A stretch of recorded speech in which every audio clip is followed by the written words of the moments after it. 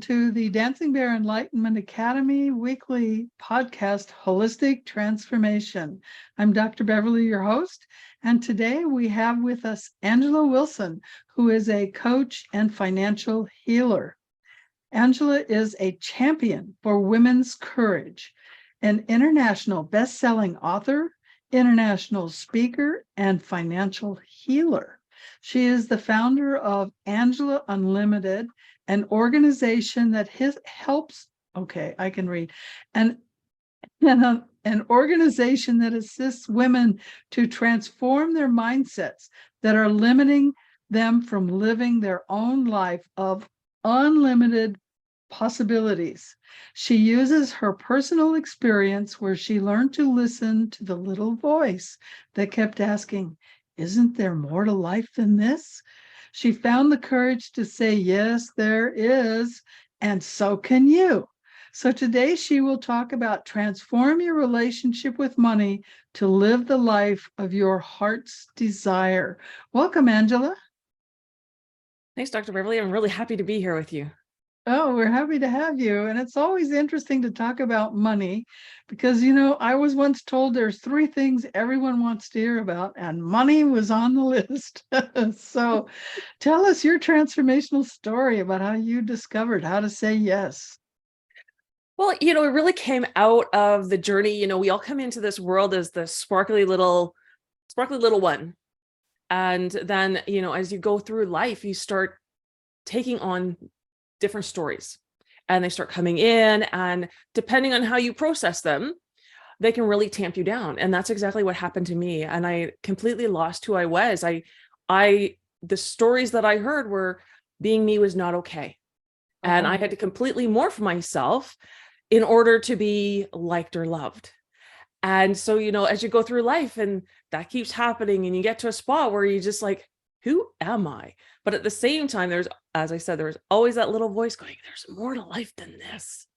And, I had one of those, lots of us have those life-changing moments. I had one of my own, and then I had to figure out who I was because I had forgotten completely. And that led me on the road to here, which I'm in a really, really great place these days. That's good. So, so you had your aha moments, but how did you heal it? What did you do to heal those issues? So to heal those issues, it really was about getting help. And it was, standing up and saying, I need some help. Can somebody help me, please? Mm-hmm. And, investing in myself with different coaches and different mentors for different periods of my life to figure out who I was and to be able to stop the chatter. And, the other thing that I did that was, for me, that was really transformational was I started to use my voice. Because during that time, I stopped using my voice. I would basically talk when I was spoken to, and that was about it. Where when I was a little girl, boy, you couldn't keep me quiet. I was like chatty all the time. And as you can tell now, I use my voice quite a bit now. So it's really, and it's about having that, tapping into that courage and being around community that can see you and reflect back to you that you're worthy. And you always were. And that was a big message that I heard that was very important in my life. I think that's so important that people know that they're not, number one, they're not alone. Number two, they are worthy. And number three, you do need help. Yeah. If you didn't need help, you'd have fixed it on your own and wouldn't need help. Exactly. That's what I discovered on my own journey was I couldn't fix this on my own. I needed help. And you're right. We have to invest in ourselves and get help. That's, absolutely. We that's all really have our, great. yeah. Well, and we all have our own areas of genius. Mm-hmm. And mine is completely different from somebody else's, completely different than somebody else's. So it's fantastic to be able to tap into all those and stay in your own. Because it's when you're dabbling in all the other ones that, problems start happening. So when you work with people, what do you do? How do you work with them? How do you help them? So what I do with my clients is, again, it depends on how they're working with me. So some clients work with me for a year long.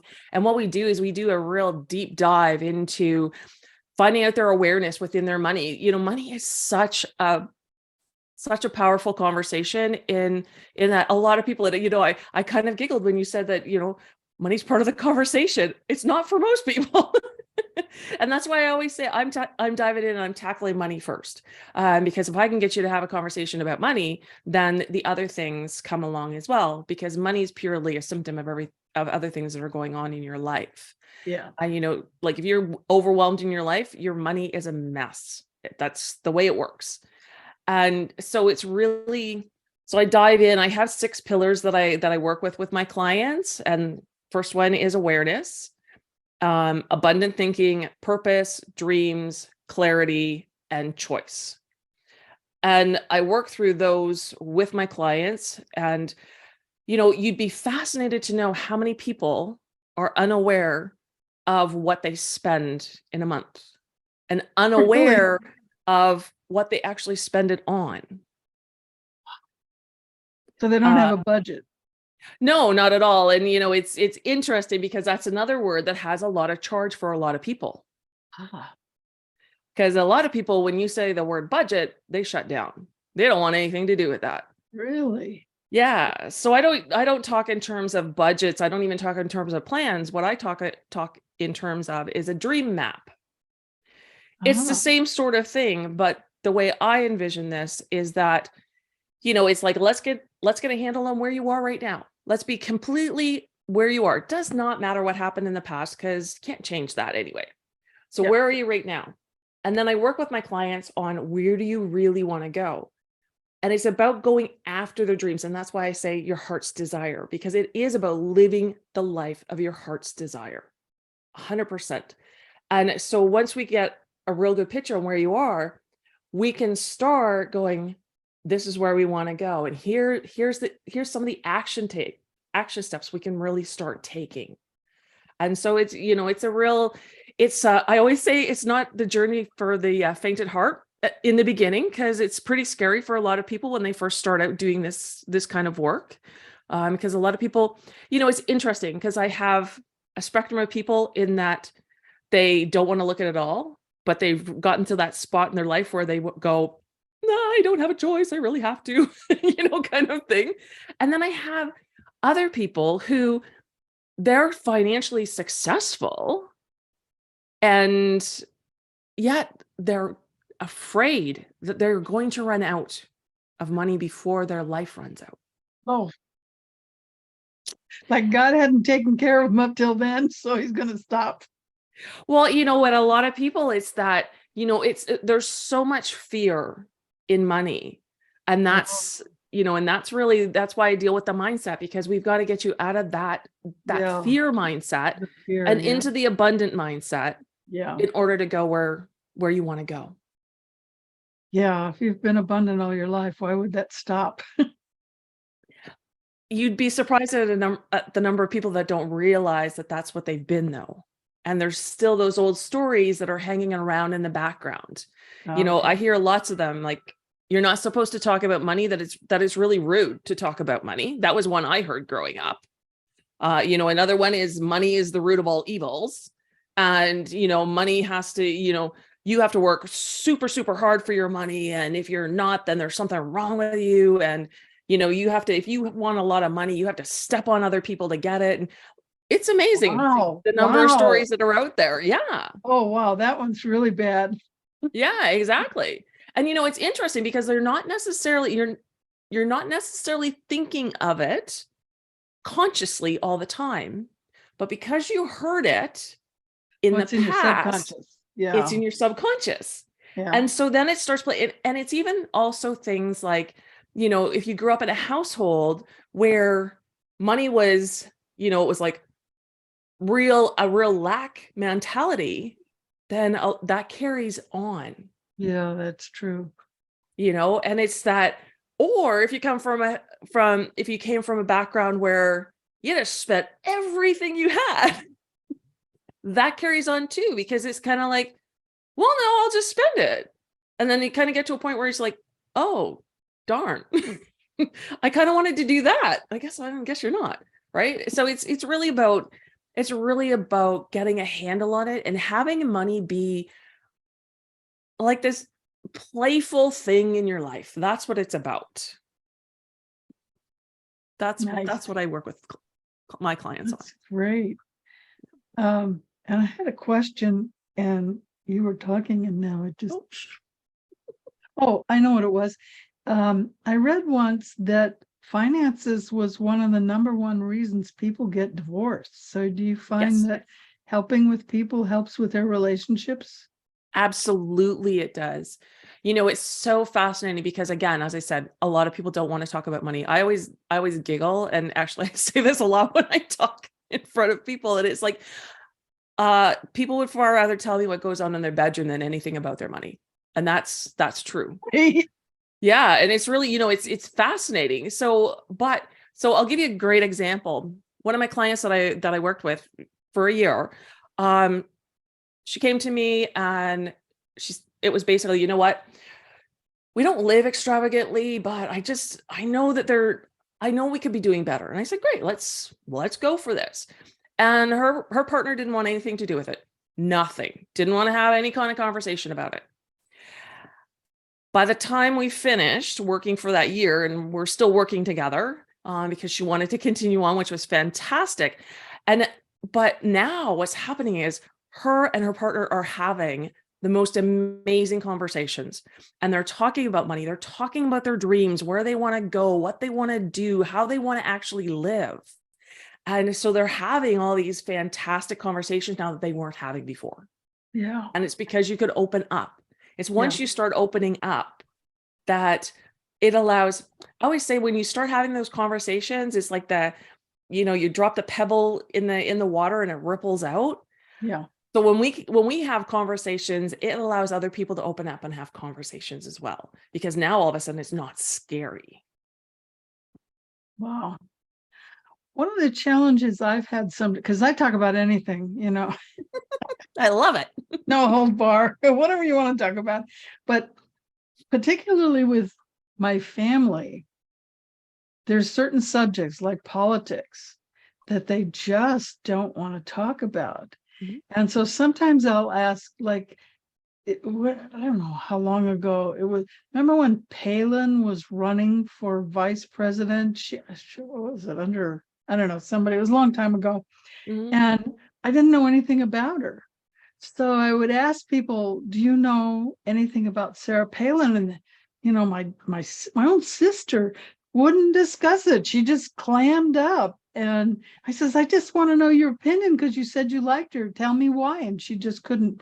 Do you have people that do that with finances? Oh, yeah. Yeah. And they just can't even open up about it. No, and it's for some, there's just such a stigma there that, there's so much fear, shame, and doubt that play into a lot of people's finances.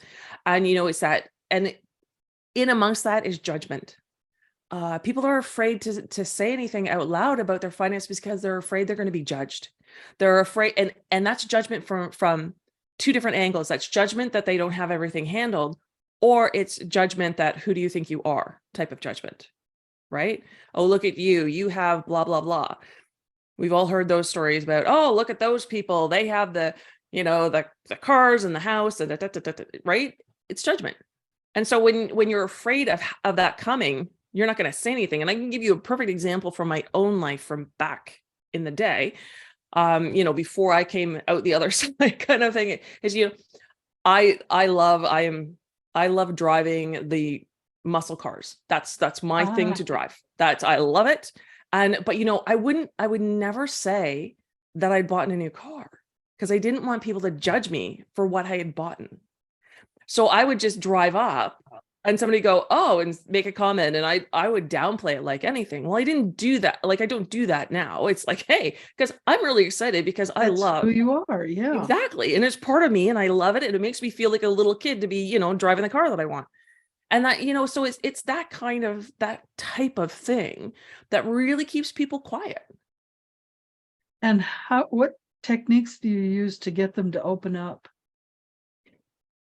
Well, it's interesting because really for the most part, it's conversation. And I just start asking questions. Okay. And, it's like this question, that question, and then they start to open up, and then we talk about bigger questions and bigger questions. And, I really tackle too, one of the big things for me is really getting people to go after their dreams. And so when you can start from that angle, Okay. it makes it easier for people to go, oh, well, just a minute, right? Because it's that, and I always say, my clients always laugh because I'm like, okay, yeah, that dream, like you already know how to do that. Let's talk about the big one. Like, let's go after that one because that's where you really want to go. Yeah. And it's really about having those conversations, but not me telling them what to do. It's just asking questions. Because most people already have most of the answers inside. They just want somebody to help them see it. So it's really about tapping into their courage, tapping into their strengths, tapping into their own knowing, and letting them discover. That's really my techniques. Again, I have a financial background. I am a CPA.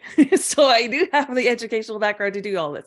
And so it's very much that, I have that experience to be able to pull all of that in, but I want to do it in a way that is non-intrusive. And, and when I'm working with somebody with their dream map and all of that, I could quite easily say, oh, well, if you really want to get there, then you could just cut out this, this, and this. I can do that. That's not a problem. They're not going to do it. Not going to happen. Because now there's a bit of a push against that, almost like a little bit of rebellion against it, right?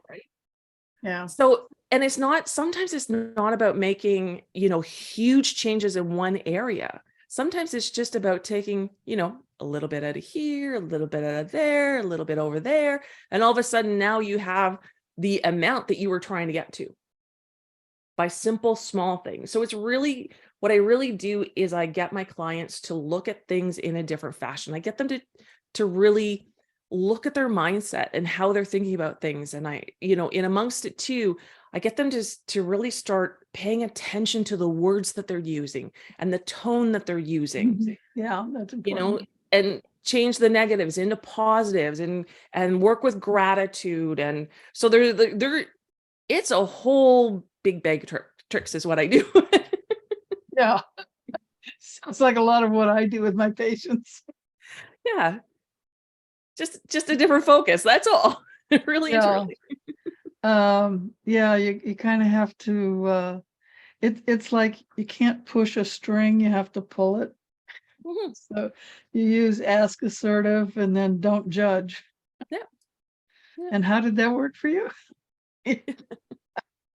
That's very good. I like that. Did you have anything else you wanted to add with how you work with people? So as I say, I work with people, for one-on-one, year-long, 6 months, and, some smaller packages just depending on what they want. So the individual is quite tailored to them. And then I also have a 6-week group program that's called Standing Strong in Your Money. And we go through the 6 pillars that I mentioned before, plus a lot of other things. So we dive into, hey, let's start talking about your dreams. Let's start actually, what's an action step you can take today that could move you toward it? And when I'm talking about dreams, it's really, it's that dream of your future. And for some people, some people I work with, they would love to have a vacation home. And they're like, I have no idea how we're going to get that. And I said, well, let's start investigating. How do you think you might be able to get that? And, and it comes down to, I always say research is part of the adventure. So, start trying to figure it out. And, it's interesting because the first time I really worked with a lady on that type of thing, she was like, well, this is kind of what I'd like, but, oh, that's got to be at least, 20 years down the road. And I said, why? It doesn't necessarily have to be. And so, but she had never thought about it. And so this is another thing when you're working with a coach, is that they can see things from a different angle than you can, because they have different experiences than what you have. So, Right. I said to her, I said, okay, well, I said, where do you want this home? And she was like, "Oh, Ireland." And I said, awesome. I said, how much do you want to use it out of the year? And she said, well, probably a couple of times a year, maybe a couple of weeks, 3 weeks each time. And I said, great. What are you doing with the rest of the time? She went, well, I never thought about that. I said, well, if you want to go there for a vacation, I'm thinking other people want to as well. Yeah. I said, yeah. I said, yeah, I'm thinking you could probably rent it out. I'm thinking you could probably rent it out enough that it's going to cover all your costs, plus your mortgage, plus your blah, blah, blah. And then guess what? You're making money while you sleep. And she That was went, my first thought, buy something and make it an Airbnb. I mean, exactly. And but not everybody thinks that way. Right. So it's really, and sometimes too, it is getting a client to shift their mindset enough to give themselves permission to dream. Because that's the other thing. A lot of adult women don't dream. they don't. They don't dream. If they do dream, they dream this much. They dream the ones that they think they might be able to attain. They don't dream what I call the big scary one, the one that you have no clue how to get to. That's always the one that I want to talk about. Ah, nice. Yeah. Yeah, I don't really work with people's dreams. I work with their health.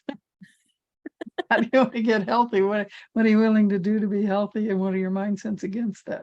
But that's really good because if they have a dream, say, of going to Machu Picchu and they can't walk uphill in thin air, that's a big dream. So I like Yeah. that idea.